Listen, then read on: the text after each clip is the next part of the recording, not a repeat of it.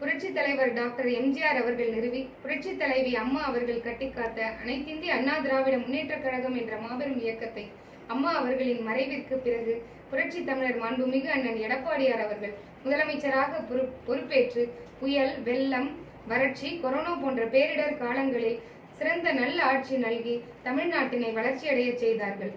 கழகம் உள்ளேயும் வெளியேயும் பல இடர்பாடுகளை சந்தித்த போது திறம்பட கையாண்டு தொண்டர்களின் நம்பிக்கையை பெற்று கழகத்தின் அரணாய் நின்று கழகத்தை கட்டி காத்தவர் புரட்சி தமிழர் பொதுச் செயலாளர் மாண்புமிகு அண்ணன் எடப்பாடியார் அவர்கள். 2021 சட்டமன்ற தேர்தலிலே குறைந்த வாக்குகள் வித்தியாசத்தில் ஆட்சியை இழந்திருந்தாலும் தமிழ்நாட்டு மக்களின் நலனுக்காக தொடர்ந்து குரல் கொடுத்து வந்தார். நடந்து முடிந்த 2026 சட்டமன்ற தேர்தலில் தாவேகா என்ற திடீர் கட்சி சுனாமி போல வந்து யாரும் எதிர்பார்க்காத வெற்றியை பெற்றிருந்தாலும் ஆட்சி அமைக்க முடியாத நிலையிலே கழகத்தின் முடிவிற்கு மாறாக சட்டமன்ற கொறடா உத்தரவை மீறி பதவி வெறியிலே நம்பிக்கை வாக்கெடுப்பின் போது ஆளுங்கட்சிக்கு ஆதரவாக வாக்களித்த கழக துரோகிகளை புரட்சி தலைவர் புரட்சி தலைவியின் ஆன்மா ஒருபோதும் மன்னிக்காது. புரட்சி தலைவி அம்மா காலத்திலே கழகம் அதிர்ச்சிகரமான படு தோல்விகளை சந்தித்திருந்தாலும் தொண்டர்களின் துணையோடு மீண்டும் வீறு கொண்டு எழுந்து ஆட்சியை அமைத்ததுதான் வரலாறு. கழக பொதுச் செயலாளர் அவர்கள் ஆலமரமாக கழகத்தை கட்டி காத்து வருகிறார். சில விழுதுகளை இழந்தாலும் ஆலமரம் பலத்துடன் இருப்பது போல கழகம் பொதுச் செயலாளரின் கீழ் இருக்கிறது.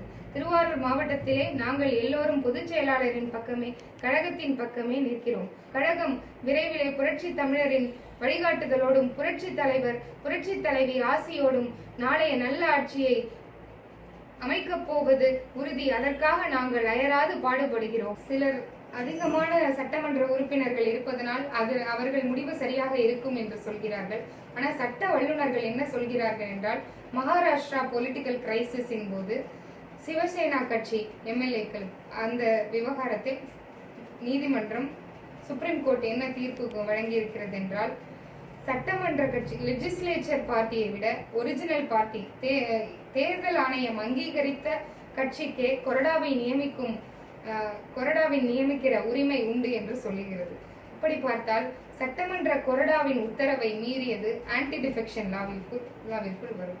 அதனால் கழகத்தினர் அனைவரும் எதை குறித்தும் கவலை கொள்ளாமல் பொதுச் செயலாளரின் பக்கமே கழகம் இருக்கிறது. பொதுச் செயலாளரின் பக்கமும் கழகத்தின் பக்கமும் நியாயம் இருக்கிறது. கழக துரோகிகளை புரட்சி தலைவரும் புரட்சி தலைவியின் ஆன்மாவும் ஒருபோதும் மன்னிக்காது. கழகத்தினர் அனைவரும் மீண்டும் நமது நல்ல ஆட்சி அமைய பாடுபட வேண்டும் என்று இதன் வாயிலாக கேட்டுக்கொள்கிறேன்.